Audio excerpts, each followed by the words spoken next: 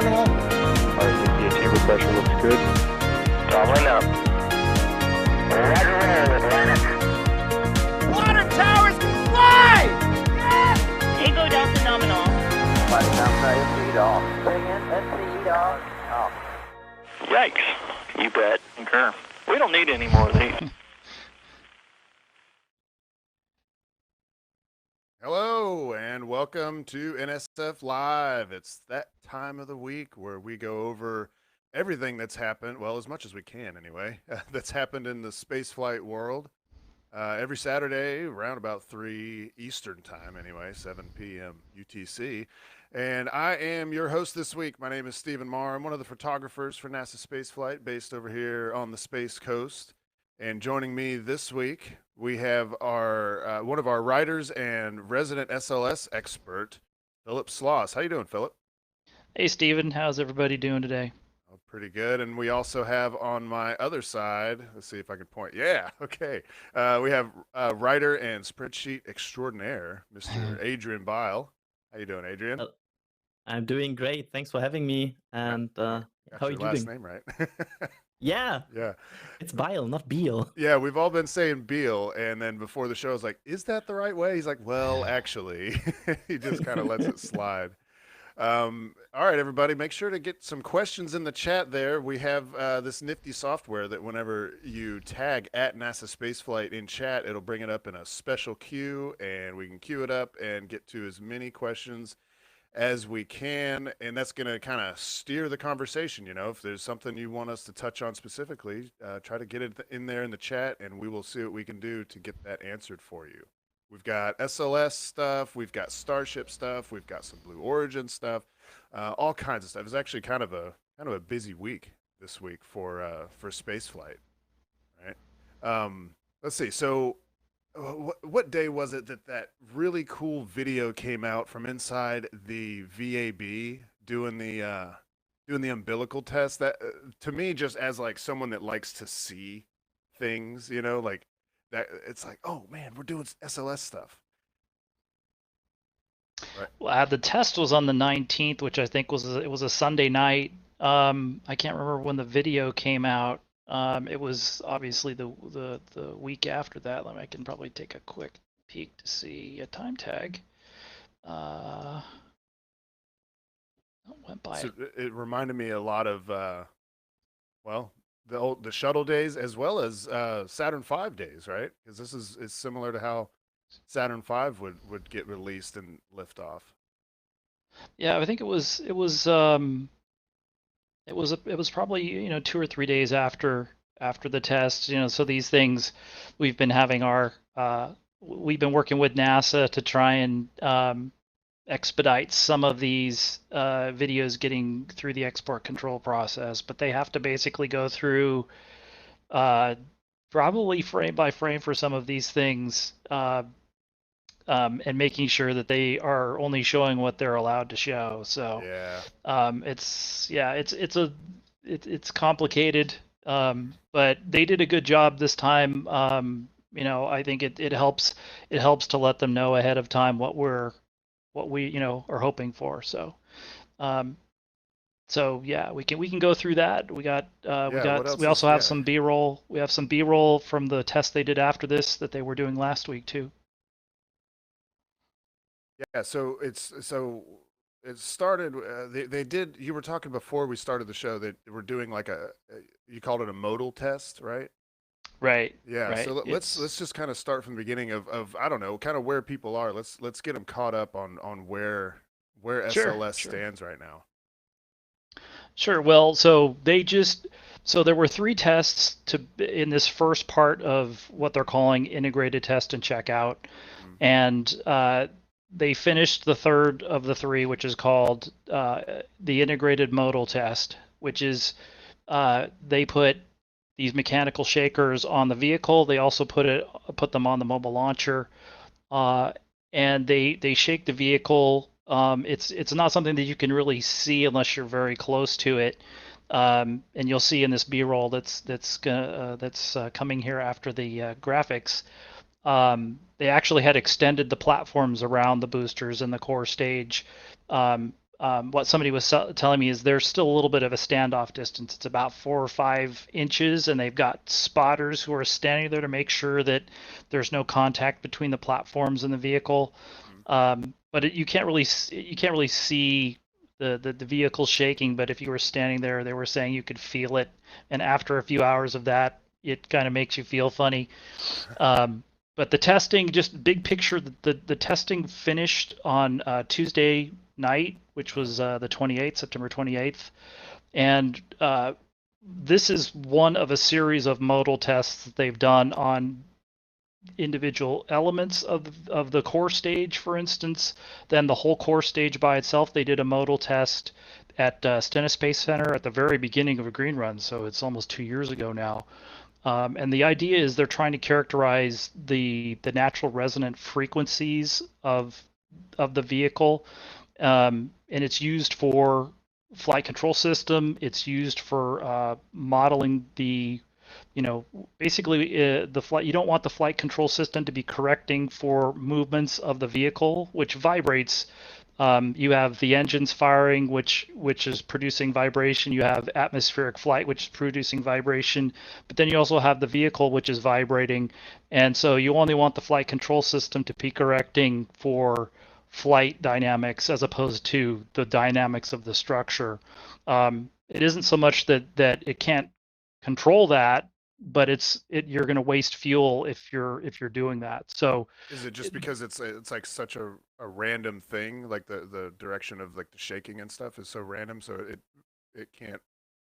Well, they're trying to characterize, so there are natural modes of vibration for structures, and so by doing this, the vehicle is sitting on the mobile launcher, so you're really shaking this coupled structure of the vehicle plus the mobile launcher. And so they did tests. They did modal tests on the mobile launcher by itself, the mobile launcher stacked on top of the crawler transporter, and then they repeated those tests with the vehicle on top. So now they can then isolate the natural modes of the vehicle. And then the SLS had a mass simulator that was simulating the Orion on top of it. It mimics the mass and the center of gravity of the full Orion launch stack. And so the idea is you're providing this data for the first time. This is the first time that the vehicle is going to fly. And then this is the first time the SLS flight software will be flying the vehicle. And so this will give them this will anchor their models for the vehicle's natural modes, and it goes into guidance, navigation, and control. It also gives them more information about performance of the vehicle and also dynamic loads as the vehicle flies through, especially through the lower atmosphere. So the way they did this, again, they put shakers on the vehicle. What do those look like? Do we have any images of what those look like? I'm not sure what to picture. Like a suction cup on the side and something that just kind of there was shakes something around, at the very end of this B-roll. This is a shot looking. You're actually looking outside of the high bay 3 here, looking up. I think that's the 4th floor there, looking up at the vehicle here, and the platforms. And I think it's towards the end of it. And so yeah, this is on the other side. You got those big tail service masts there in the front of the picture, in front of the vehicle. And they also use a hammer. They do this thing called a tap test, which I think is probably a little bit harder than a tap, but it's the same kind of thing where you're ringing the structure to try and characterize the vibrational modes. So yeah, it's that's how it's sort of how they understand. Sorry, I'm how just having a peek at the video here. Yeah. So is that sort of how they understand how vibrations propagate through the structure, sort of thing? Is that what's going on there? Right. I'd love to see them banging on it with a hammer. Yeah. So there's that equipment there in the right of the picture. That's part of the data collection and the data acquisition. One of the all of the racks for that, and you can see there in that shot there, you see something that's attached to the core stage, Mm-hmm. and then right above it, you had a couple of those, a couple of the instrumentation, the accelerometers that they've got bonded to the skin of or really the skin of the foam. So right, and they did something very similar with just the core stage at Stennis, and then they also did similar tests on the structural test articles that went to Marshall Space Flight Center in Alabama. So, uh, the idea is to try and characterize it on a component level, and then also on at an integrated and a bigger picture level as well. So. And so I know I've seen pictures of the mass simulator that's up there. It doesn't look anything like Orion, right? It's just like a right. There's cylinder. if you look at the lead image in the story that we ran this last week, it's just a two shot of the vehicle. That the right before they did the umbilical test, it was the only time until rollout that we're probably going to get to see the vehicle with all the platforms retracted. Mm-hmm. You can see right after this, when they're doing modal tests, they brought the platforms back in, so you're sort of obscuring the vehicle. But the lead photo in the story that we ran middle of this last week. Yeah, it was one of these. Yeah. Yeah, so the simulator is a big white cylinder on top. It's stacked on top of. There's two test articles. You've got the cylinder, which is the Orion simulator, and then you've got a structural test article, which is basically the same size and shape, dimensions as the flight Orion stage adapter. Okay. And then we have a question here from chat. Krishna Gatol saying, what's going to be the SLS dummy payload? This is they are not going to fly a dummy payload on Artemis 1. So what SLS has to launch Orion to the moon. So otherwise, they're going to be missing pretty much all of the flight test objectives for Orion. So the objective for Orion for Artemis 1 is a cislunar orbit, really, and it's going to be it's going to be orbiting the moon, at least perhaps from one perspective or another, for a week to a week and a half. What is well, that? I did mention in the story there that it is. There's the mass simulator for yes, those that haven't seen it. Yeah. So I mentioned in this last story calling it a lunar orbit, and going through the literature, you see, in terms of putting a finer point on it, in the Earth Moon system, this orbit's called a distant retrograde orbit, and they appeared, the literature says that they appear to orbit the moon, but in fact they're actually orbiting the Earth. So that's why it's probably maybe a little bit more accurate to say it's a cislunar mission. But SLS still has to get the spacecraft there. So, and that's one of the things we were going to go through here, talking about the launch windows and some of the constraints for the launch windows. So, if they did happen to make it by January or February, we might see a launch in darkness. And one of the reasons that they're willing to do that is because they need to get Orion to the moon. And if you're not willing to launch at night with all of the other constraints, then there probably aren't necessarily that many opportunities to fly, especially in the wintertime, with this vehicle and this launch profile. So, that's a big daylight deal. in the wintertime, of course. Right. Well, the first flights of launch vehicles in the past, especially these NASA big government missions, they've just been Earth orbit. Again, you think about the first Saturn V launch, that was not all the way to the moon. That probably gave them more flexibility in terms of what time of day they could launch. They didn't actually send anything to the moon intentionally on a Saturn V until the third vehicle, which was the Apollo 8 Saturn Apollo 503. And but this one, first launch, is supposed to go to the moon. So SLS can get some of its test objectives completed, but if it obviously one of its test objectives is a full translunar injection of Orion to the moon, and so that's a little bit of a different, not even a little bit. It's a big difference between first test flights in the past with for NASA versus this human space flight vehicle. Yeah. And we do have a couple questions coming in. Dank Jeb wanted to know, why does the very top, he puts in quotes, tube or pipe, disconnect later than the rest?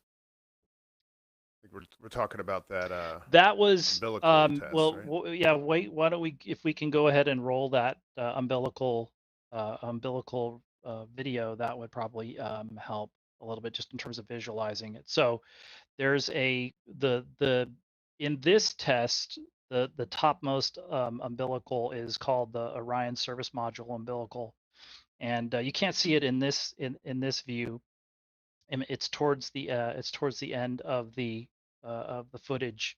That's a view of the core stage intertank umbilical coming back. We can go through this, and there's a couple of shots of the Orion Service Module umbilical. These are those are the two tail service mast umbilicals at the bottom of the vehicle. So now you're looking this side. You're looking at the hydrogen umbilical is closest to you, and the farthest would be the oxygen. They both come back at the same time, of course. This is again the intertank umbilical. And the test is you're not just testing the arms swinging back, but you're also testing the ground side plates to the flight vehicle plates. This is the forward skirt umbilical on top, and then the vehicle stabilizer on the bottom. This is the ICPS umbilical. It's actually got two locations there that disconnect at liftoff. And this is a wider shot. You can see the forward skirt, vehicle stabilizer, and ICPS umbilical come back. And so now we're looking at the Orion Service Module umbilical, and you see the plate drop away, and then there's a hose which is attached on the real vehicle to the launch abort system fairing, so the ogive. So just like a typical payload fairing, you're providing an air conditioning purge. It is Florida. Most of the year it's humid. Mm-hmm. So they're usually trying to provide air conditioned, humidity conditioned air into the fairing. And so at lift, the initial signal is supposed to drop the plate. The plate is connected to the Orion service module, and it is supposed to drop first. What they're looking at is if you look at some of the videos of the testing they did on that service arm in the test facility, is called the Launch Equipment Test Facility at the Kennedy Space Center industrial area, and they did these 5 years ago. The hose is supposed to come back. It looks like the hose in this test comes back later than we were seeing in the tests that were done on a standalone basis.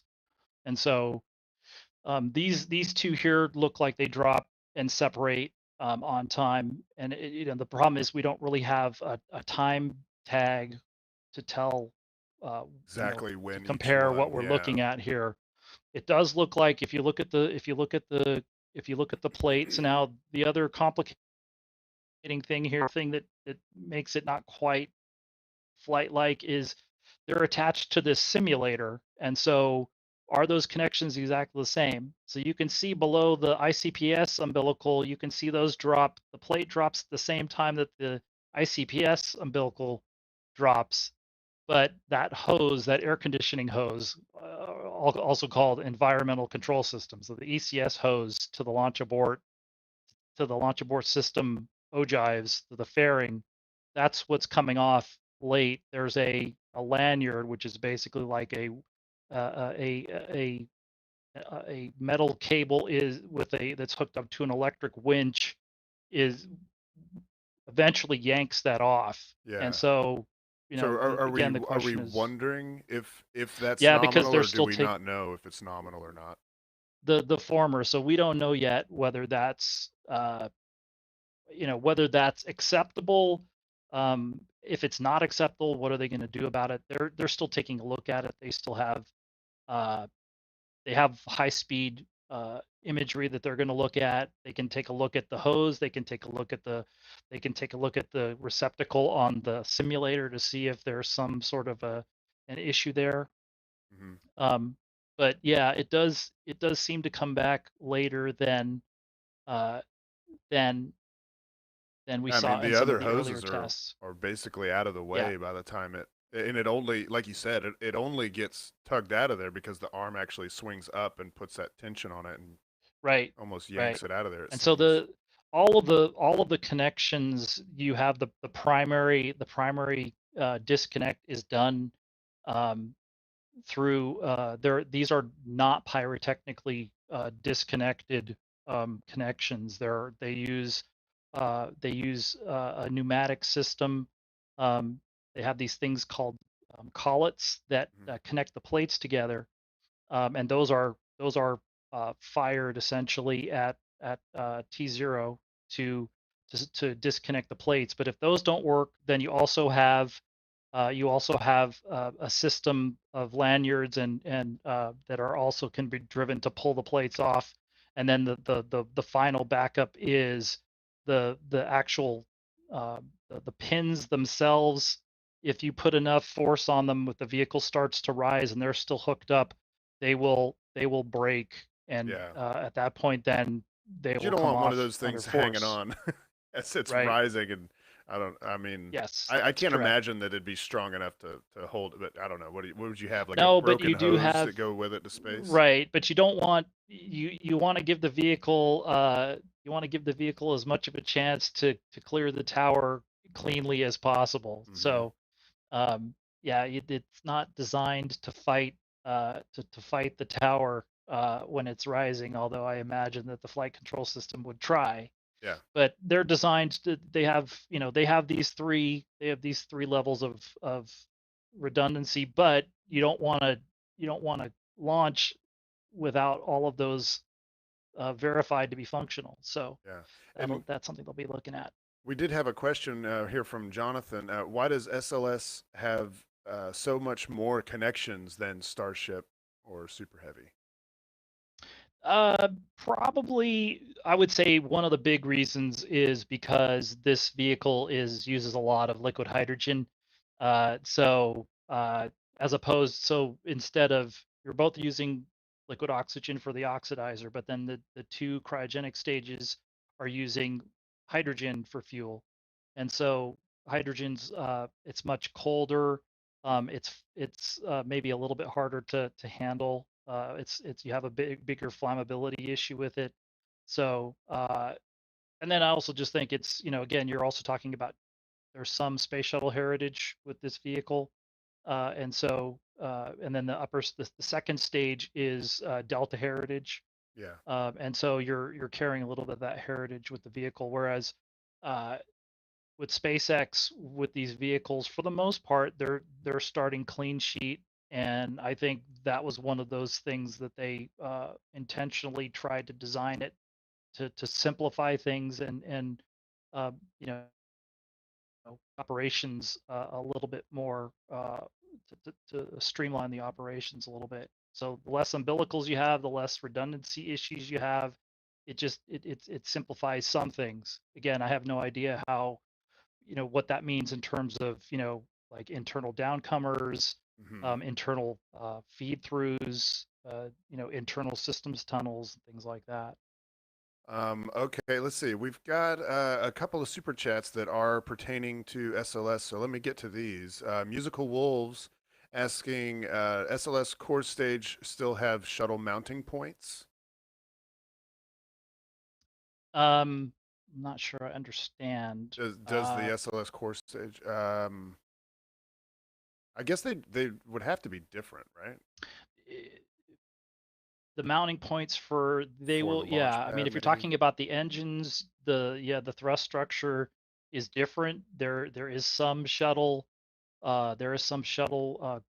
components there that are used basically for the hydraulics to do the thrust vector control actuation.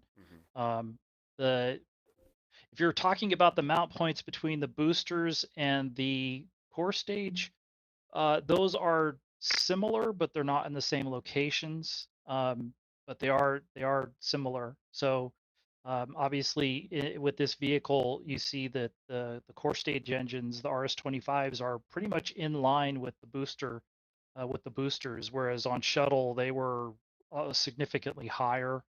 The orbiter rode on the tank higher above the boosters, and so in terms of the arrangement of the connections between the boosters and the core stage, they are similar.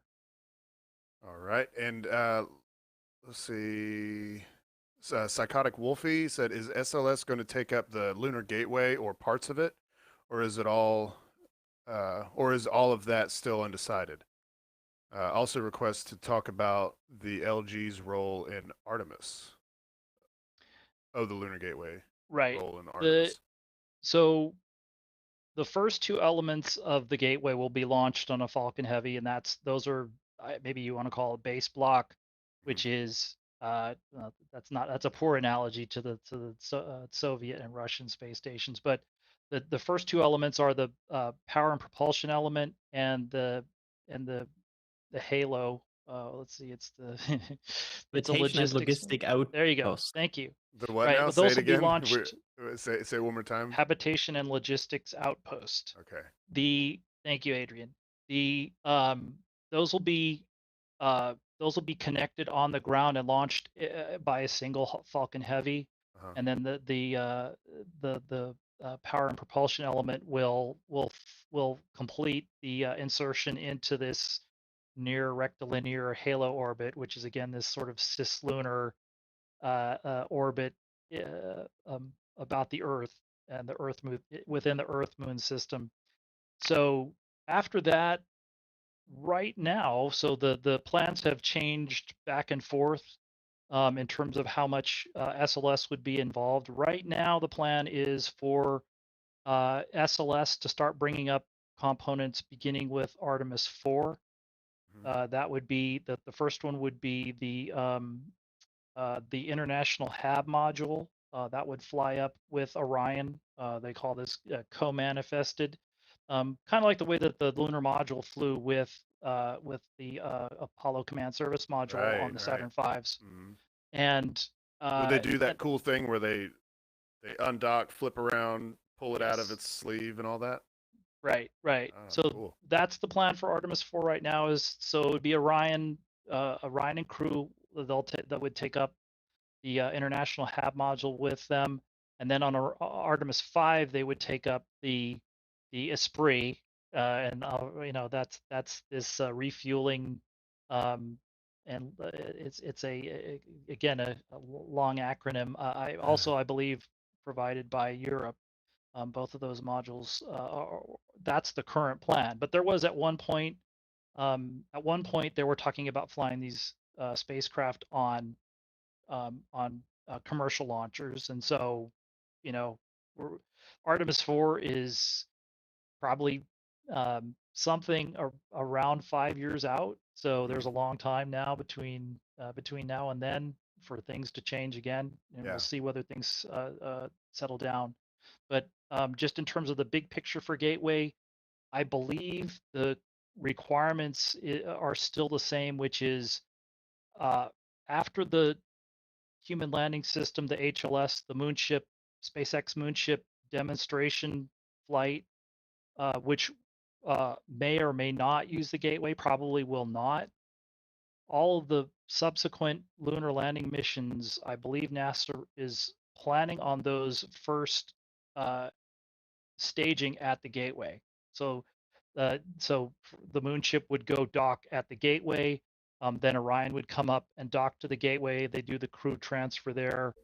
The longer term lunar lander missions will probably take the entire crew. All four would go in the lunar lander down to the surface, do the surface mission, and come back to the Gateway. So I believe that's still the plan. Is the Gateway will be the place where they will meet up with the lunar lander. The Orion will meet up with the lunar lander.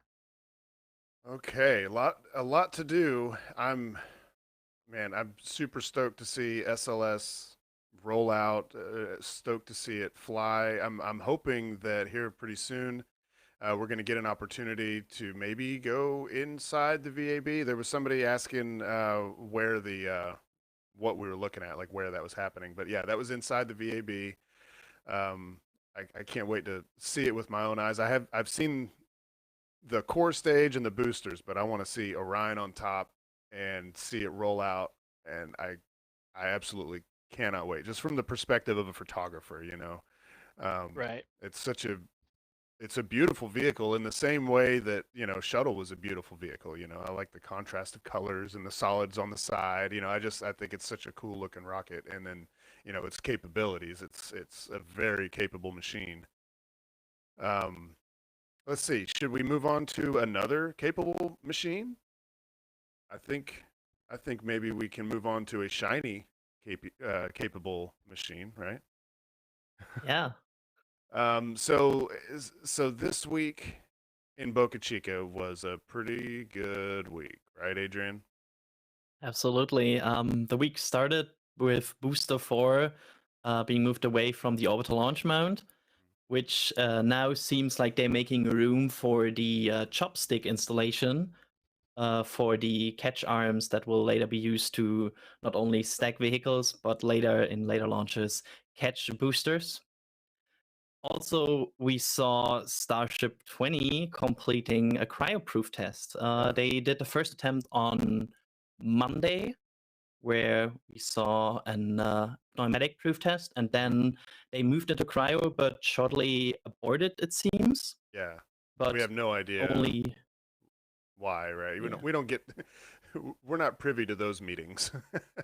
yeah, that's. I would love to be the fly in the control center for these Yeah. tests. Oh, yeah. Why why they are board tests, but yeah, they moved into a second cryo test on Wednesday, if I recall correctly, and basically spent the whole night with a cryo test. We were sitting there and watching it until 1 a.m. local time, Yeah. and they basically went 1 hour over the window even Yeah. and did a full cryo test with Starship 20, which seems to be successful. It seems to be, Since yeah, because we had a pretty good indication of that in yesterday's daily video, right? Yeah, they removed the thrust ram. So to explain this, there's the thrust ram below the vehicle, which is used to simulate Raptor thrust Mhm. during these cryo tests. And with the removal of that, we have a pretty good indicator that they are moving on, that they are done with these cryogenic pressure tests, and that they want now might install Raptors again below ship 20 and move into a fueling or uh, static fire operations. So that's probably what is next for ship 20. Yeah, and there was what is it? Oh, that's a drone flying around, I think. Yeah, I remember Yeah, that's the seeing that on the drone. stream. It was like, hey, what is that? And let's see. I'll go ahead and pull up the question because I know somebody asked it in the chat. Oh yeah, here it was. Bread Queen said, "How many tiles were lost during the cryo test?" I do not think they were counted yet how many were lost, but yeah, they lost some tiles during a header tank vent, or Mhm. like a vent from the top where it blew off some tiles, and yeah, it was pretty visible that there was a patch of missing tiles after that, and that header tank vent did a good job in removing some of these. So Yeah, yeah, and I was wondering like how does I mean surely I'm guessing they didn't put a vent hole right under a tile or put a tile right on top of a vent hole. Is it just like it exited exited the vent in a way that was a little unexpected and just kind of caught the corner of it? Because when it comes out of there, it's pretty powerful. I'm guessing it's got a lot of velocity, so I guess maybe it just like caught the corner of the tile and just blew it off. Oh, there it is, right there. yeah, I don't know. I'm I sure you've imagine they thought did. about it. What do you think? I mean, probably they thought about it, but we have to remember this is the first ship that has a full heat shield on it. Mhm. So they're still learning about this full heat shield. They are still learning about the quirks and what they need to consider. And yeah, probably a thing they hopefully have fixed for the next time that vent goes on, because you don't want to remove some tiles every time you use your top vents. That would be not optimal. Yeah, you lead up to launch. It's like for Falcon 9 we have our 20-minute vent, and for Starship we have our 20-minute tile. Tile removal. Yeah. There we go. Yeah, there we go. 10 tiles removed, moving good in the countdown. Yeah, yeah. Okay, yeah. So, what else happened this week down in Boca Chica? I know they got some rain. That's probably Yeah. not as interesting to everybody, but it was good for the area. Probably cool it down a little bit. Yeah, they also, on the regulatory side, they extended the public comment period of the environmental assessment. Mhm. So they extended that until November the 1st, which is And- the period in which the public gets to comment on all these potential environmental issues that launching a Starship and Super Heavy in Boca Chica would bring. Mhm. And now the deadline is again extended until November 1st. And after that, they will make a decision in if that vehicle is allowed to launch from there or not. The FAA in this case. And to go along with that, Amiga Clone said, "What are the chances of the FAA extending the comments of the environmental assessment until 2022?" Sorry again. I had some. What are the chances that the FAA extends the comment period to 2022? Just a question I grabbed earlier that kind of goes along with what you're talking about. Not to going too deep into speculation about timelines here, but with this, with the the public can now comment until November 1st. That means after that, the FAA still needs to look at all the comments. They probably will start now and look at them while they appear, but there's still some things to do after this period ends. And I think the margins for a 21 launch at this point are slim. Very slim. To We're going be like this. Yeah, like if you're looking at November 1st for these comment periods to stop, there's only 2 months. Well, and then isn't it another 30 days to Yeah. review those comments Yeah. and come up with decisions? So then you're into December already. Yeah, and that all is making the assumption that there's nothing from these comments that is delaying it any further. Mhm. Like that's basically the optimum, that they're ready by December on a regulatory standpoint. And with these, there's sometimes something coming up that will delay the final launch license even further. So yeah, pretty slim margins at this point. Yeah. And where was it? Aaron McCormick asking any update with the FAA investigation for Starship launches from Starbase. Well, as it turns out, we just released a video. Came out yesterday, right? Not this morning. Yeah. Yesterday, yes. Yeah, we just released a video that dives pretty deep into the environmental assessment. It's really good. I watched it. It was very well written and narrated as well. It was written by, I believe, Ian, and then DK narrated. Is really good, informative. It highlights the important parts that as a fan of Starbase and Starship and everything, you definitely want to look at that. If you're like me, it's like this thing is how many pages long? And highly technical, and it's like I want someone to kind of point out important bits to me and explain things to me. It's really helpful for that. It's good for the Starship fan that's on the go. It's kind of like our weekly update videos and stuff. So make sure you check that out. And if you are subscribed, then you probably already knew about this video. And if you're not, well, go ahead and subscribe. That way you know when videos like that come out. Okay, so what else with Starbase is going on? We've got the cryo test is done. They pulled out the the thrust ram. So we know that is at least done. We don't know, are they excited about how it went, or are they like, okay, that could have gone better? We don't know. We've got a couple Raptors that just showed up. There was a dog on screen. Yeah. They told me. We had Raptor Boost 29, Raptor Boost 30, and Raptor Sender 80, Mhm. which arrived. So they are piling up on Raptors again. And since we know there is, I think there's a full set below Booster 4 right now. I'm not even sure if there's one or so missing, Mhm. but they sometimes remove them and put another one again.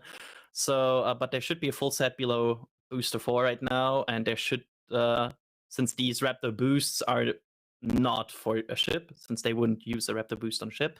Right. These are maybe even for Booster 5 at this point, that they're already starting with engine's arrival for Booster 5. Yeah. So yeah, there are a lot of engines at Boca. Yeah, we can see the progress that's going on with Booster 5 in the high bay. Yeah. I believe we've also spotted pieces of Ship 21, right? I think in yesterday's daily I saw a common dome for Ship 21, was it? Yeah, there are many parts for Ship 21 at this point lying around. There are parts of Booster 5 that are obviously getting stacked right now in the high bay. So they are well into production of the next vehicle. And at this point, I feel very confident that both parts of the next flight will be ready before Booster 4 and Ship 20 even lift off. Yeah, and which is cool. maybe even more. I mean, let's see how long do you have a rough idea of how long it took him to stack and ship Booster 4 and Ship 20 down to the launch site? Not sure right now. Sorry. I mean, are we talking? It's like a couple of months, I think. Let's see. They had started stacking Booster 5 a little less than a month ago. Was when I first noticed. Whenever I was there, I saw the pieces there. So I'm just trying to estimate, because I'm sure people are like, well, how many can they get ready before the first orbital flight? And the answer is at least one set, I would think, right? Yeah. And then with each iteration, hopefully they are able to speed up the process. Is sort of the idea, right? We saw that before, that the first prototype took a long time, and they made significantly improvements with every vehicle and made it faster and faster. And at this point, yeah, I wouldn't be surprised to see a full stacked Booster 5 before the end of October. Yeah. Like, that wouldn't surprise me at all. Mm-hmm. Yeah, and then there's the nose cone for Ship 21 is getting its heat shield. Getting its tiles on there. So I'm hoping, and I'm assuming that they are applying lessons learned on installing those tiles. I mean, of course they do. That's what you do. Maybe making sure that around some gas vents they're a little bit differently placed. Yeah, for sure. Let's see. Let's go into the question bag. Let's see. Was there anything? Yeah. Okay. Dr. Vex Live. Why was Frankencrane taken down? I think we don't know yet. That's a sad answer here, but there is no press statement about it or something, so we don't know why it's down yet. Yeah. Well, maybe it's just Sorry. simply like they could be doing maintenance, or maybe it's just like it's easier on the crane to have it laying down when you're not using it. Yeah. Could be also like the fact that they don't need it for the next few days, and they just decided, okay, let's not have this up with wind speeds a little bit higher the past few days, maybe. Let's see. Musical wolves. Let's see. Is this even a question? Musical wolves. I know sometimes you get silly. A bluebird dropped feathers while flying above S20. Feathers on S20 nose cone cause it to sneeze heat tiles since S20 is allergic to feathers. Thank you. Thank you, musical wolves. Excellent question. Yes. Yeah, great one. Great question. All right, let's see if we've got any other. Well, let's see. Per Wilner, will SpaceX skip? Wait, where'd it go? skip 20 and 4 and go with 21 and 5 for the first orbital? We seen any signs of that? We haven't seen any No. signs of that. I mean, the fact that they just cryo-proofed ship 20, I would call that at least an indicator that they are still wanting to fly that. And I mean, you never know. We saw them skip vehicles before. Yeah. So, yeah. But I at least at this point, I think this plan is still to fly 4 and 20. Yeah, I think so. Mike Smith asking a pretty interesting question. How long is a static fire valid for if launch is pushed to 2022? So if they do a static fire today, which they're not doing one today, but how long can you be like, all right, ship 20 is good? I mean, I throw this to the SLS expert here that there can be a significant time between a static fire and a launch. It just So depends. I mean, it depends. This is a pretty much a self-contained. I mean, I know NASA is, advising them to some extent, not right now, of course, but uh, they have they're going to have a different philosophy in terms of things like time and cycle requirements, maintenance requirements, things like that. And again, this vehicle, I was talking about a methane-based vehicle versus a hydrogen-based vehicle. The there may it may be it this may be another case where they have more flexibility with the methane-based vehicle. Um, and so that's, but it's a lot harder to. I would assume there's more of a contrast between maintenance requirements like an operational maintenance spec that you would have for a government vehicle versus for a commercial vehicle. And SpaceX is kind of in a class of their own, so they may not be using. There are no industry standard practices for what they're doing. They are trend setting here, so it's this is in a lot of ways we're just watching to see how this goes. yeah. I'm gonna go out on a limb and hope that you have an answer. Maybe you just can say you don't know. Austin Long, any more information on the possible boost back burn tank seen that was placed in Booster 5, in the high bay? Oh yeah. Is that talking about that big tube that was put in there? Yeah.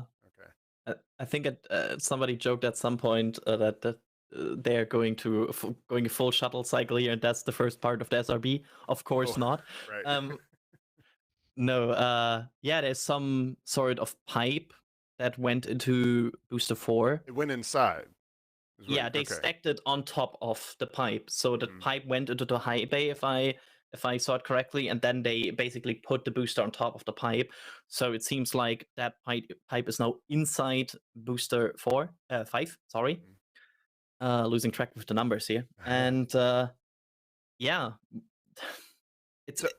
there's some speculation what it could be, like a fuel tank, for example, that is inside for like boost back or landing. But the sad reality again is we have no diagram that confirms any of its functions so far. Yeah, it'd be nice to get some kind of updated diagram each week. Okay, this is what we're planning, and this is what we're doing. These are the design changes that we've made. Let's see. Let's look through our notes here. Was there anything else that we wanted to touch on with Starship before we moved on? No. I think there was a question, and this can kind of help bring SLS and Starship talk together, because somebody, I think I've lost it, but somebody was asking, what do we need SLS for if we've got Starship? And I think like they're together. They're part of the Artemis system, right? Like, so either of y'all, we want to kind of take that and explain to anybody that might not understand why we need both. Want to start, Philip? I mean, I think right now the way that the government is, the way the government sees it, and you can kind of go back and even you could hear it in the words of the previous NASA administrator, Jim Bridenstine. I think they're going to at least hold on to the existing exploration division vehicles, the Orion and the SLS, until until you have a commercial vehicle that's fully demonstrated. So you'll have to demonstrate the entire end-to-end sequence, and so I think that's really just the near-term plan.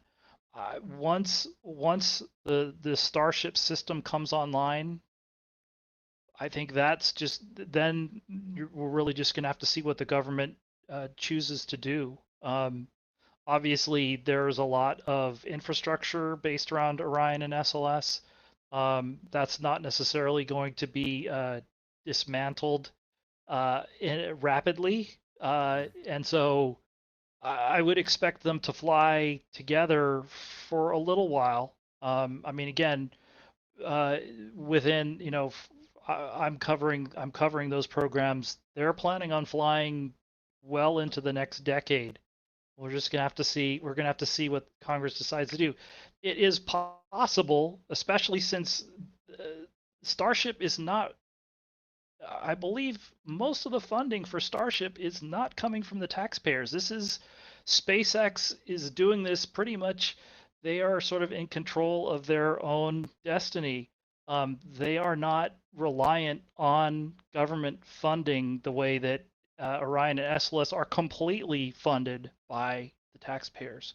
Right. So the flip side of that is, so you're saying, well, why do we need Orion and SLS? Mm-hmm. The flip side of it is government's only paying for that. Now they're also paying for a gigantic, the infrastructure, the workforce, through the contractors and the contractor supply chain, supply base. But again, government might choose to continue to fund that since they don't have to pay for the commercial system, other than they have to pay to use it, but they're also getting a huge discount on that too. So it might not make a lot of sense to everybody, but they may choose to continue to have their own system as a backup. They probably don't think of it that way right now, but they may choose to continue to have that system as a something that complies with their regulations to take crews to the moon. Yeah, also, I mean, you have these big advantage with SLS that you have a larger board system and in the atmosphere. You have the ability to transport crew very safe to low Earth orbit with the Orion capsule and the launcher board system. And Starship still has some ways to go. I mean, I love Starship, but it's still in a phase where at least I would not feel confident sitting on it right now. I have to say. And so using a capsule that is already the Orion was already tested in flight on the Delta rate, and we also have SLS which is designed with crew on flying on it in mind from the very first second. So yeah, I feel like it's a good thing, and I think both vehicles can coexist for a longer period of time for the Artemis program. Yeah, I think it's real easy to say we should just do one and not the other when there's no guarantee that Starship will be successful. It probably will. They're gonna keep pushing until they make it successful. But what there's really no guarantee of is how soon will it be fully operational. There are so many things that they've got to accomplish to make Starship a viable system, and so there's we are not even close to the point where it needs to be like, oh, we should do away with one so that we can have the other. Maybe that's a debate that happens, I don't know, 10 years from now. You know what I'm saying? I mean, I think that really the question, so that debate's going on right now outside the government, and I don't expect that to end. No. Period. But I think what people are going to be looking for is when does the government really have that debate? And so yeah, it's going to be dependent on when do both systems come online, because yeah, we're getting close to the first launch, but they haven't actually to the first SLS launch. This will be Orion's first sort of full spacecraft capabilities. So yeah, it doesn't have the crew systems completely outfitted, but this will be the first time that it flies on its own and demonstrates its lunar capabilities, and they haven't flown yet. So that's we have to see where both systems come online. So in the second SLS flight and the next Orion flight, that will be a crewed system, and then we'll see again.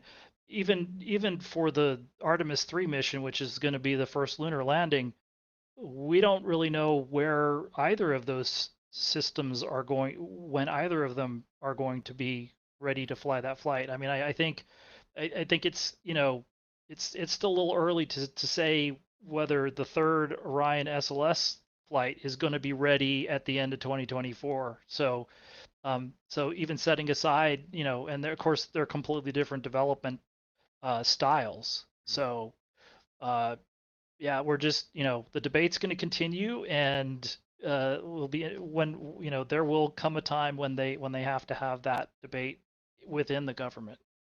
Now, this, I guess, just kind of a personal question that I'm hoping maybe others are asking as well is, so this is the first SLS to be stacked, the one that we have here at the Cape at Kennedy Space Center in the VAB. It has taken as long as it has taken. I'm not sure. It's we're going almost, roughly... I mean, not quite to the day, but it's almost 10 years to within a few weeks or so from when the concept was rolled out in the Senate, I believe. So well, I'm leaning more towards like, when did this particular rocket begin its stacking process, and is that going to go faster after, or it you see should. what I'm saying? Are they learning? Should, are they developing procedures right now? Is that part of what's going on? Yes. So there's a lot of testing. All the procedures that they're doing for this first time through they're being deliberate. So they're not trying to rush through them and do them as fast as possible, because they've never done them before. Mm-hmm. So the next vehicle that goes through people, there, right? So a whole new crew. For the most part, that's true. Did so they bring again, back and some of the shuttle people? Do you have any idea? there, there we did a story. The launch director, the assistant launch director, the main test director. Those are all shuttle veterans. Nice. And there's there are more of them. So a lot of people that we'll hear on launch day, you may be able to, if you're a shuttle fan, you may recognize some of the voices that you hear. Cool. So but in terms of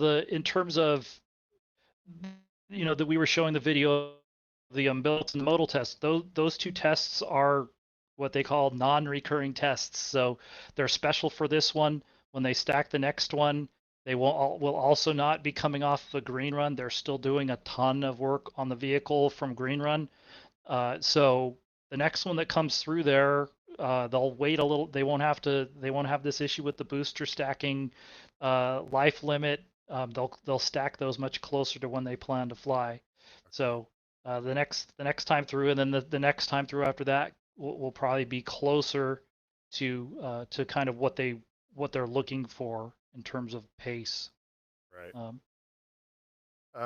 Okay, let's see. Should we move on to our next thing here? So, Adrian, what are you laughing at? So earlier this week, a group of 21 former and current Blue Origin employees, they wrote an essay and it was released. You want to tackle that? I can start to tackle it. Yeah, the essay is not really nice especially to the upper level management of Blue Origin, calling it like they call that it's 100% male in the upper level management. They make accusations that there have been inappropriate behavior towards women from that management. They make statements that that concerns about flying New Shepard were shut down, and especially when women raised them, were shut down. And there's also a statement in there that says basically Blue Origin has been lucky that nothing has happened so far. So if you summarize all of this, I mean, we don't know how much substance to all of this is. That's always the point with these But if you summarize this, that's not a great look for Blue Origin. It's a Yeah. pretty damning essay, and yeah, One of the it made some surprising waves.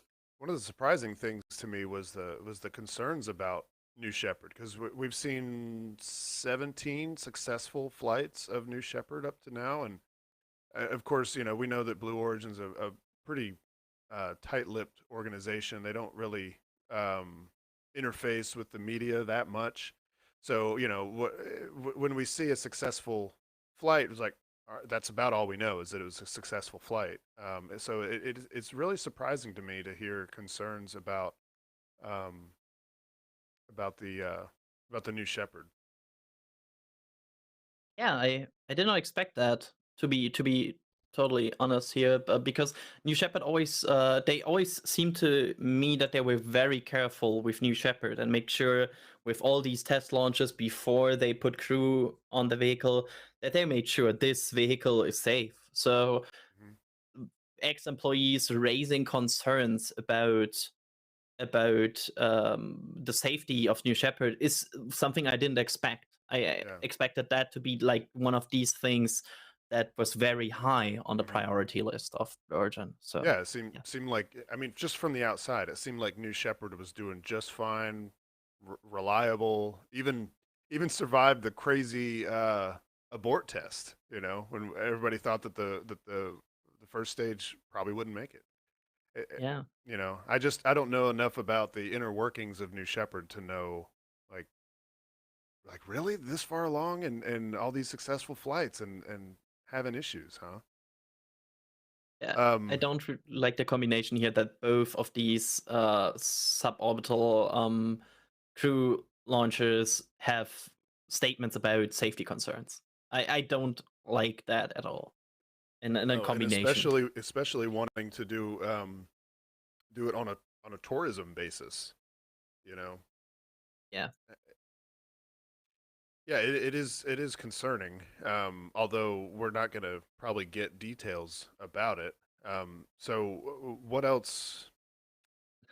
I don't know. Do you have any other thoughts on the essay, other than here are the points.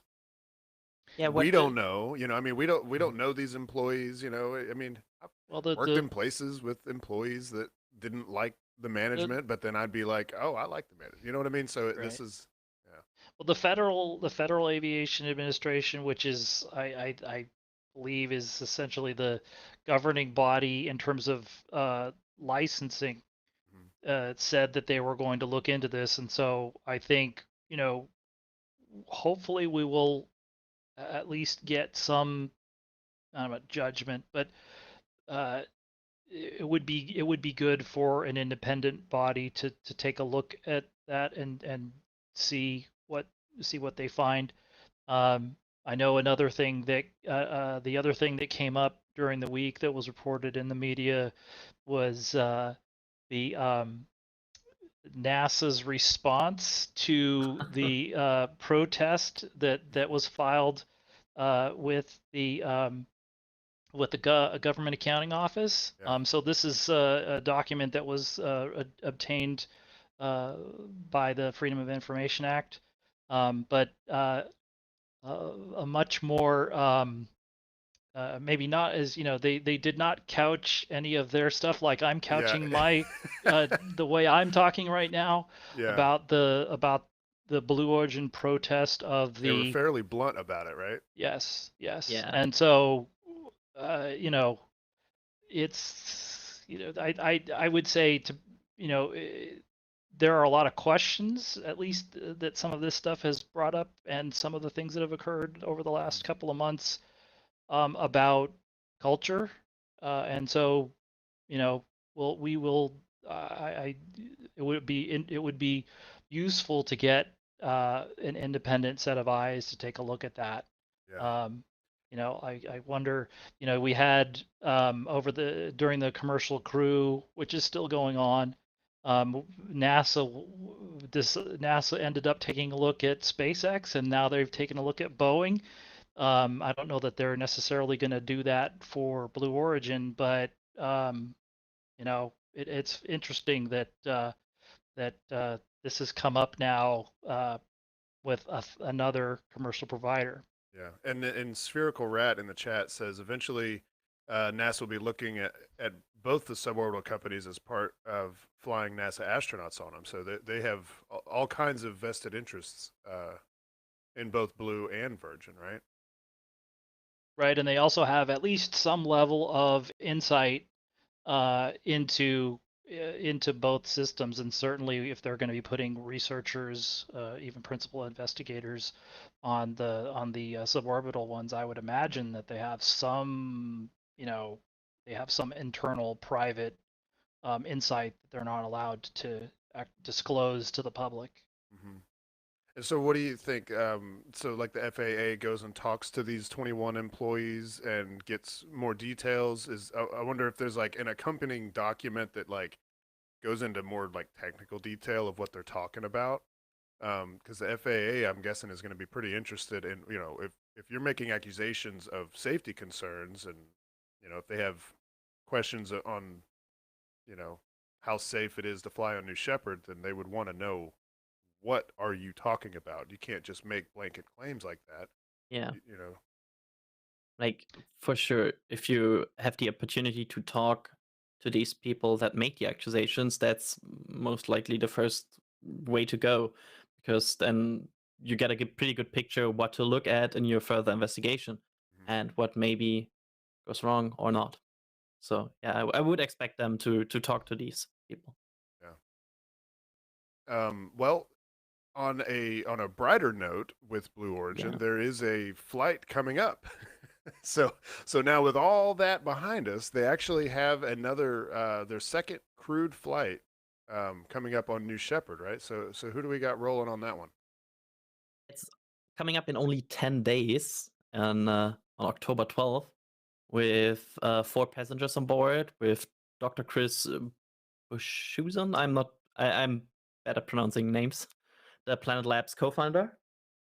We have Glenn DeFries, and also, which is maybe the most exciting part of this announcement, that there is a rumor. There's a rumor. It's not officially announced yet, but there's a rumor that William Shatner will be on board of this flight too, which I think will put a lot of ice on these capsule if it really is the case. Captain Kirk himself.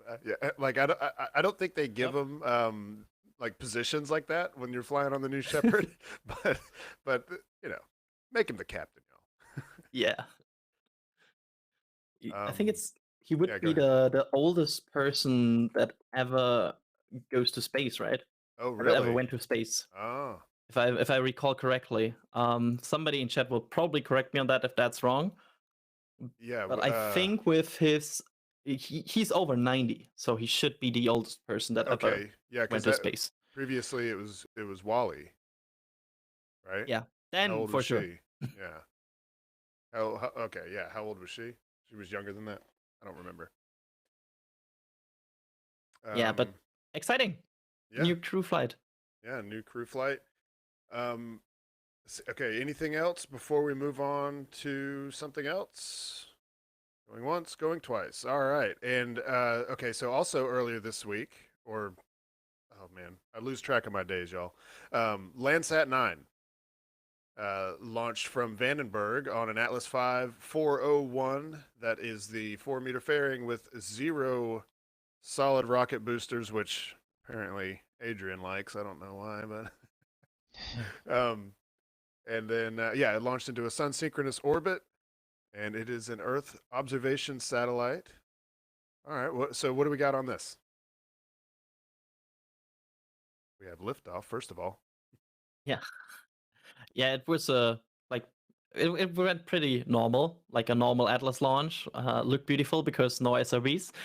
We also had amazing pictures by Jack because of this, because the SRBs didn't influence the view on the engine. So that's why I like it as well. Is that what it is? Like the SRBs are like too bright, so it's like it doesn't mess up the photos, but it makes it where the photographer has to work a little harder to get a.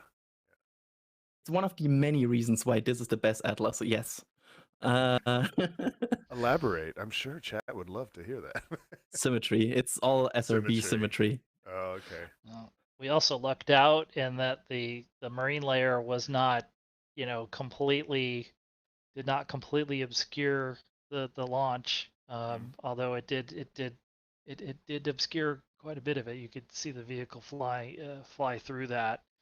But I think what the Mars spacecraft that was launched from there was launched. Of course, it was launched before sunrise, and if I recall correctly, that was one of multiple launches from Vandenberg where visibility was essentially zero. Yeah, I've So, heard several yeah, podcasts like from that it was Insight, right?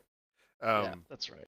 yeah, that people went to Vandenberg to see the rare Mars launch Yeah, from Vandenberg, and all they got to do was hear it. right. Yeah, Yeah. I remember seeing one of those from uh, uh, south. Was it? No, it was north of the pad, Mm, outside outside the base. And yeah, same thing. You just hear it. yeah, Actually, it was a SpaceX launch in that case. yeah. So, but same issue. So So I know you can see it here. on our stream we did, we talked of course about what Landsat is or whatever, but maybe there's, people that have no idea. So either one of y'all want to give sort of a quick summary of what does Landsat do? How long has it been around? Because I know it's been Landsat, the program has been around for like since the 70s. Was the first one? 1972. Yeah. First one launched in July 1972 Hmm. on a Delta 900, and since then, this is the eighth one, the ninth one. Sorry, and yeah, it's going Right. on since about 50 years now, Yeah. which See is it the dogleg too. You can see it start wow. doglegging here in the video. That's cool. Is that what this is? Yeah, because I did notice that when we were on stream, like that the shape of the Yeah. plume wasn't symmetrical, but then we Right. thought maybe that was just because of the positioning of the nozzles. Right. Now this is their. It's they have to steer. They have to launch away from land mass, and so that you can't possibly rain flaming debris onto populated areas. But once the vehicle gets far enough um, away from the coast, and also its momentum would carry things away, keep it offshore and away or Hmm. away from, you've also got I think it's the Channel Islands out here and Catalina Island, and it can begin to steer to where it really wants to go. So Yeah, you could see the first stage doing that here in the video. and so has the satellite made it all the way to its final orbit? Has it gone through checks? Where are we sitting in terms of satellite reaching operation? I am not even sure right now. But I was afraid of but that. the launch was successful, of course. Yeah, yeah. There We there know that was no yeah. confirmation of any issues during the launch. Hmm. But I'm not sure how far they are into moving into operational right now. Yeah. But yeah, like a picture perfect launch. Right. And this program, correct me if I'm wrong, but it has not had a gap in service since it began. Is that right? Or was there a short gap somewhere that I'm forgetting about? Let me see. There was only one that never reached orbit, which was Landsat 6. Then we But still had since one already still in orbit, right? yeah, Landsat 5 was in orbit for 28 years. Was served for 28 years. So yeah, there was no gap.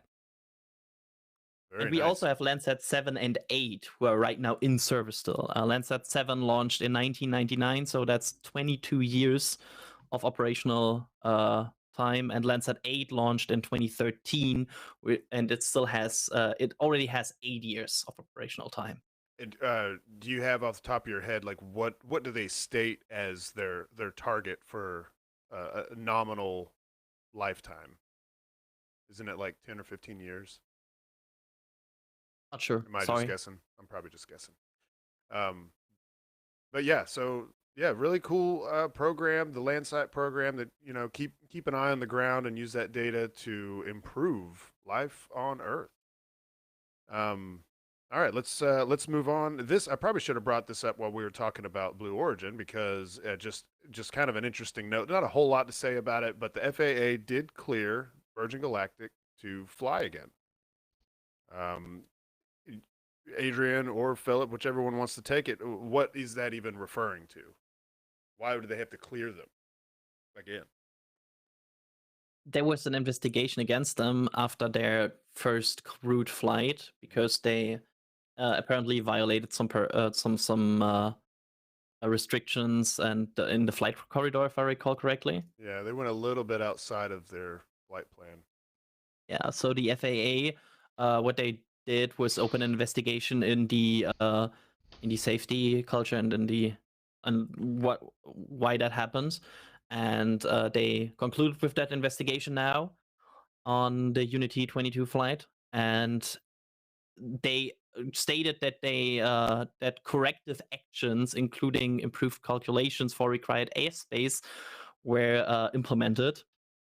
And yeah, we don't really know exactly what they did, but for some, it seems like the FAA is fine now with FAA with Virgin Galactic flying crew again. All right, very good. Yeah, like I said, there's not a whole lot to say about it, so we just wanted to point that out so everybody knew, kind of keep y'all up to date on what's going on there. And then next we wanted to talk about that Chinese satellite that made it to orbit, right? Yeah, It did actually make it to orbit, right? yeah, And then, oh boy. yeah. It was fun because there was because you were covering this directly, like you were covering Yeah. the story for NASASpaceflight. Yeah, I had the pleasure to write that article, and it came pretty sudden that Long March 3BE was spotted just a week before the launch, and of course that started speculation about the potential payload. At some point, it was suspected that it probably is like the Shenzhen 10 satellite. I'm sorry if I did not pronounce that correctly. Which is basically a test satellite series. And it seemed like it launched successful. We got some videos from the launch that were pretty close to the launch. And after that, there was radio silence. Usually, you get, after these Chinese launches, you get 1 or 2 hours later, you get a confirmation of payload, how if it made it, and how the launch went. And I think for 21 hours, there was nothing. And there was only an object in orbit spotted, which fitted the launch inclination that this rocket had, which confirmed there was something in orbit. But yeah, no confirmation. And later, then it was confirmed that it in fact was the Shenzhen 10 satellite, and it failed after successfully reaching the right orbit. Any idea in what way it failed? We've seen lots of ways. Sometimes they start to tumble. It can be all the way up to they just go poof and explode. Hopefully there's not a bunch of debris up there after that.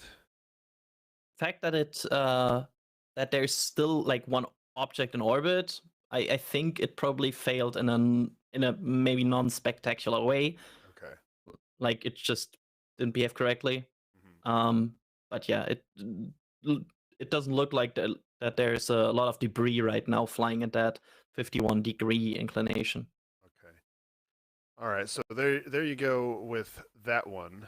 And then yeah, moving right along, we got a little bit of time left, and we're gonna try to touch on last couple things here. Of course, yesterday we had the cargo dragon from CRS-23 return to Port Canaveral after it was in space for, and I got this wrong on Twitter, y'all. Don't beat me up about it. I got it way wrong because I trusted Wikipedia. I just quickly went to Wikipedia. It said duration 60 days. Bam, run with it. No, it was more like 33 days in space. So my apologies for not doing my due diligence and double checking on that.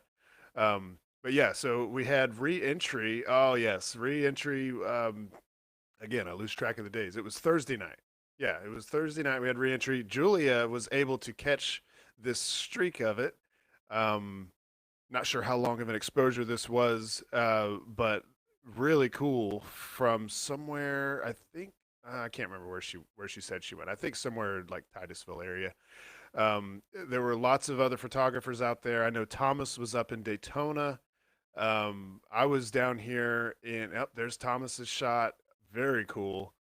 I was down here in Cape Canaveral, close to the port, at a launch viewing spot that some of you are probably familiar with, over on 528. Was not able to see. I was able to see it for a couple seconds with my eyes, but not enough to get a photo of it. So I was kind of bummed out. But my colleagues got some, and then the next day, um, Go Searcher returns with the capsule, and this is Dragon C208, and it has been to space twice. And back. And yeah, space and back twice, looking like a toasty marshmallow there. And of course, after splashdown, they get all the time-sensitive material out of there, and they put it on a helicopter and ship it back to where it needs to go. I think just comes back to Kennedy, and then if it needs to go somewhere else, then they'll do that. And then, of course, we have the Soyuz MS-19 launch preparations, which is going to launch some cosmonauts there. Oh, there's beautiful Soyuz rocket rolling out. And this is kind of a cool mission, right? Because they're going to be filming a movie, right? There's like an actress and a producer on board, right? Yeah. Yeah. This is there. I believe Tom Cruise is at least the rumor is he's getting ready to fly up on a SpaceX mission probably next year. Uh-huh. So Yeah, the Russians have been doing things like this for a while when they had seats available, and so now that the U.S. has its own crew transportation through SpaceX, that frees up more seats on the Russian spacecraft that they can use for revenue. Yeah. So yes, and then I wonder there they are. if this will be a movie that's made available in the U.S. because I would definitely like to see something that was actually shot in space. You know, Right. Also, what we should add here probably is that they won't stay for the whole MS-19 duration. Mhm. They will use the MS-18 capsule, which will return on October 16, to so the actress and the producer will fly back on that, and the cosmonaut is flying with them will stay for a longer duration. Well, someone else will have to come back with. Will it not be three people coming back whenever the? I'm trying to remember what the setup was exactly, but there is Okay. someone coming back with them. Yeah. Right. So they're rotating one Russian segment crew member. So they'll swap crew liners between the vehicle that's on orbit. So the Russian crew that's going up will stay with their crew with their seat liner, and they'll move it into they'll actually, I guess they can leave it in this vehicle, and then the two tourists, the two paying passengers will take their seat liners over to the vehicle that's up there right now, and they will come back with the Russian crew member that's on station right now. And just that's kind of interesting. It took me a couple seconds to put together. You're talking about the seat liner. This might help some people that may not know this. On the Soyuz, you have your own custom seat liner that like contours to your body, right? And so, yes, in order to safely and comfortably come home, they need to swap those out, right? That's actually kind of neat. Yes, and that's something they'll do relatively quickly. I mean, that's a protocol they've used for probably going back to Salyut, or whenever they started doing crew rotations on the station. But Here's a Soyuz picture of the mold being made. Right. That's pretty cool. The Soyuz ride is the phrase that keeps sticking in my mind is, I think, a U.S. astronaut referred to it as a roller coaster ride that culminates in a car crash. And so that's they do need those seats to cushion to cushion the impact on the ground um, when the spacecraft hits. So yes, that will be something they'll do because again, you could have if you were to have like something really bad happen immediately after the new crew gets there and they all had to scramble to spacecraft, then they need to go to the right one. So yeah. All right, and let's see one last topic, and then we'll see what kind of questions, super chats we have before we close out. So we have another really cool launch coming up, and Thomas Berghardt, one of our writers, got to go and visit the Lucy spacecraft in the what do you call this? Is it payload processing facility? What is the actual name of this building? Help me out. I'm not sure if that's I'm not sure if that's Astrotech or not. It's Okay. Astrotech. Okay. It's so that's where the spacecraft was the final integration, and then they're also bringing, you can see the two halves of the Atlas payload fairing. They bring that over, and so they can keep the spacecraft uh, environmentally sealed all the way out to the launch pad. So right, that's Astrotech facility in is it Titusville, Michael? I can't remember. Okay. Yeah, Titusville. Oh, okay. Sorry.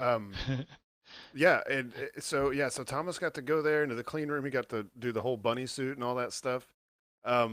So what is Lucy? What's the goal of Lucy? I think this is it's a first, y'all. This is one of those firsts when it comes to missions, right? It's going to the Trojan asteroids, right? It's the first one to go visit the Jupiter Trojan asteroids. Yeah, I believe so. Yeah. Like several, right? Let's see. How many asteroids is it going to visit? And how long is the mission? Looks like 8 asteroids. Yeah, the last one, I think the last one is Thomas. I'm using Wikipedia right now, so 2033. Okay. Is when so 12 years for the last one. Okay. How long is it going to take to get out there? Do you have any idea? Like when it actually starts photographing asteroids? This timeline says 2025. Okay. So 4 years. That's not too bad. Really, that's not that bad to get all the way out there to Jupiter. I mean, you couldn't walk there in that much time. Yeah, that's true. Okay, yeah, and also we know that the wet dress rehearsal is underway / completed. I think it's completed. We have a picture of that, I know. And so you know on which rocket configuration of the Atlas it launches? Yes. The one it's without the solids. The best Atlas. Yeah, I don't care. Any Atlas is a good Atlas to me. I will gladly photograph it. I will just always raise my hand and say I like solids. They're just so cool looking. But yeah, so they're counting down to an October 16th launch, and of course, we'll bring you live coverage from the press site. Not sure which press site we'll be at, but we will be there with live views, of course, so you guys can watch along with us. Ask a lot of questions. There'll be ample time to ask questions about that mission, and yeah, I'm super excited about that one. I mean, I always hate that the cool missions take the longest to get there. Like we launched to Mars, it takes several months to get there. You launch to the Jupiter Trojan asteroids, it takes multiple years, but it's worth it. I mean, just think about how the people felt whenever like the people working on New Horizons when they launched that, and how long it took to get to Pluto. It's just it's a waiting game. It's patience. Let's see a sense of scale for these. Yeah, for how big the solar system is. Yeah. I want to round out the show. I want to hit these super chats right quick. Mark Carline saying, "Keep up the great work, team." ordered a T-shirt and tracking it to the UK. Awesome. Mark has a T-shirt on the way, and you can too. I don't know if we're prepared for that, but we have a store, the NASA Spaceflight store, where there's lots of cool shirts and photos, and I think like coffee mugs and stuff, like all sorts of stuff. Yeah, look at that. And posters. Yeah, and oh, they're gonna hate me if I get this wrong. Is it NASASpaceflight.com/store? I'm not sure if it's store or shop. Yeah, I can't remember. Okay, both works. Or If you go to the website, there's a shop link exactly along the top. Yeah, that's less typing for you. Just go to NASASpaceflight.com, click that shop link, support the team, and get you a little something tangible you can wear or look at or drink coffee out of, that sort of thing. So yeah, and we definitely appreciate everybody's support there. It was just a good opportunity to bring up the store. Let's see. Moldy Space Industries coming in and saying, I remember the first NSF Live. Can't believe we've made it to the massive milestone of NSFL number 69. Thanks for all the nice shows. Awesome. Thank you very much for that support. Let's see. Jim Cavett, thanks y'all. Another great stream. Thank you very much. And then Musical Wolves. What's this question here? Should New Shepard, I'm guessing, is NS. Should New Shepard have pressure suits in case of depressurization after liftoff? Y'all want to try to answer that? I don't think the suits that they wear are pressure suits, are they? No, they're just. I think they look like just regular coveralls. Yeah. I think the it's the way you deal with it with with other spacecraft is you don't want to have cabin depressurization during the flight. No, so definitely not. It definitely goes up too high if they were to have a depress there. But unless you had a gigantic leak, the spacecraft returns relatively quickly. So it should descend back into the atmosphere. If it was a slower leak, you should have enough atmosphere to make it back down. Yeah. All right, and that is going to clear it out for us. Now, we also want to make sure to thank our members that throw a few bucks our way each month, and that definitely helps us keep the show rolling, keep robots roboting, and just overall support for the entire team to do all the cool stuff that we're trying to do for y'all. So thank you, members. And if you would like to become a member, you will get some cool perks. You'll get some custom emojis, which we've got some new ones recently, and I believe some even more new ones are in the works. We just want to reward you guys for that awesome support that you give us. And you'll also get access and I always forget what level it is. It's like the second tier up. And you'll get access to the Discord, special Discord full of people, full of other members just like you that love rocket stuff. In general, it's not all Starship talk. I'm sure, a lot of it is, but it's not all that. So, you want to get in there and you can find lots of friends that love talking about rockets just like you. It's Capcom and above, by the way. Capcom, yeah. Capcom is the level that you want to be at to get access to that Discord. All right. Anything else that we've missed or forgotten or omitted? I don't think so. Okay. Well, thanks everybody for joining us. I am Stephen Marr. I'm one of the photographers around here. With me today, we've had Adrian Beil helping us out, talking about stuff. We've also had Philip Sloss talking about stuff, SLS and whatnot. And thank y'all for tuning in. We'll see y'all later. Bye.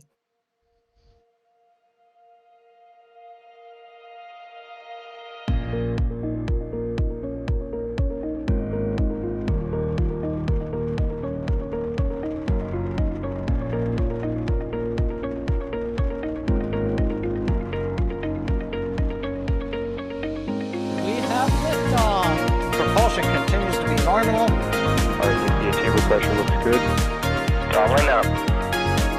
Roger, roll, Atlantic. Water towers can fly! Echo Delta nominal. Flight down, lead off. Bring in, let's lead off. Yikes. You bet. Concur. We don't need any more of these.